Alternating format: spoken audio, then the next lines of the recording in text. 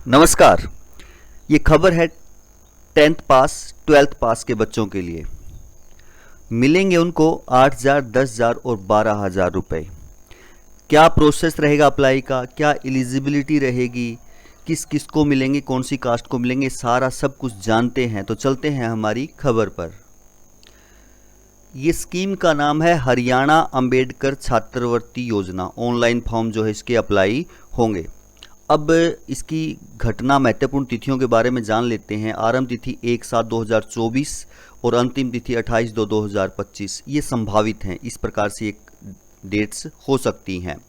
आवेदन शुल्क यानी अप्लाई करने का आवेदन शुल्क कोई नहीं है। अब हरियाणा अंबेडकर छात्रवृत्ति पात्रता 12वीं 10वीं 12वीं और स्नातक उत्तीर्ण के लिए ये एप्लीकेबल है, वो अप्लाई कर सकते हैं। ऐसे परिवार जिनकी आय 4 लाख रुपए से कम है, यानी फैमिली आईडी में इनकम 4 लाख रुपए से कम है। जर्नल और बीसी केवल 10वीं आधारित छात्रवृत्ति के लिए आवेदन कर सकते हैं।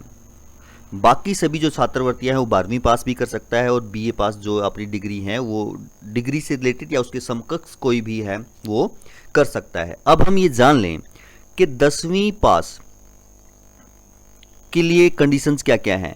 अगर वो शहरी है तो उसके 70% अंक होने चाहिए और ग्रामीण इलाके से बिलोंग करता है तो उसके 60% अंक होने चाहिए। 10वीं पास है तो फिर उसका एडमिशन 11वीं या 11वीं के समकक्ष किसी क्लास में होना चाहिए और उसको 8,000 रुपये की छात्रवृत्ति जो है मिल जाएगी। 12वीं पास शहरी है तो 75% अंक होने चाहिए, ग्रामीण है तो 70% अंक होने चाहिए और 12वीं के बाद डिग्री क्लास या उसके समकक्ष किसी में एडमिशन उसका होना चाहिए। ये 10,000 रुपये की छात्रवृत्ति वहाँ उसको मिलेगी। यदि आप स्नातक हैं तो शहरी के लिए 65% अंक, ग्रामीण के लिए 60 और उसका पीजी में प्रथम वर्ष में किसी में एडमिशन होना चाहिए। 12,000 रुपये की छात्रवृत्ति मिलेगी। हरियाणा अंबेडकर छात्रवृत्ति के लिए महत्वपूर्ण दस्तावेज क्या क्या चाहिए। परिवार पहचान पत्र यानी उसकी फैमिली आईडी बनी हुई होनी चाहिए, फोटो और साइन।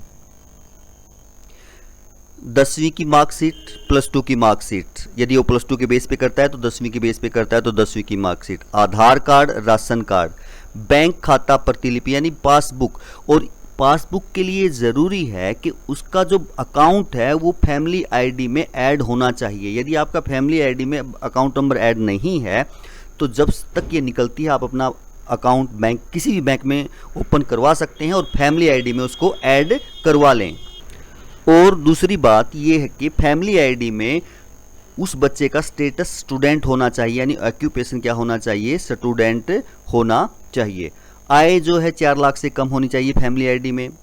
निवास यानी डोमिसाइल और जाति प्रमाण पत्र, यदि वो जर्नल कास्ट से नहीं है तो किसी दूसरी कास्ट से तो उसका कास्ट सर्टिफिकेट भी होना चाहिए। Mobile number, mail ID,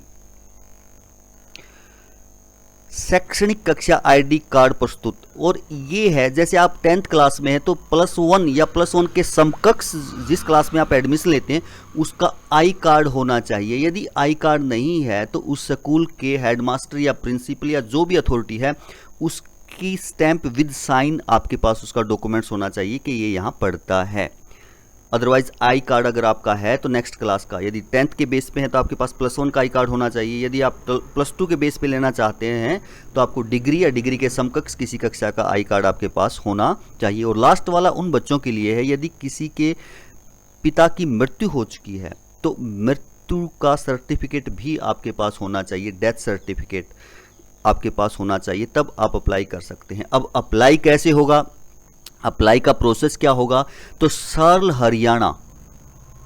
Haryana पे जाकर के आप इसको अप्लाई कर सकते हैं। सर्ल हरियाणा पे इसको आप अप्लाई कर सकते हैं। किसकी सहायता से, फैमिली आईडी की सहायता से। तो आशा है ये 10th और +2 के बच्चों के लिए एक छोटी सी खबर थी, उनके लिए ये एक अच्छी खबर है।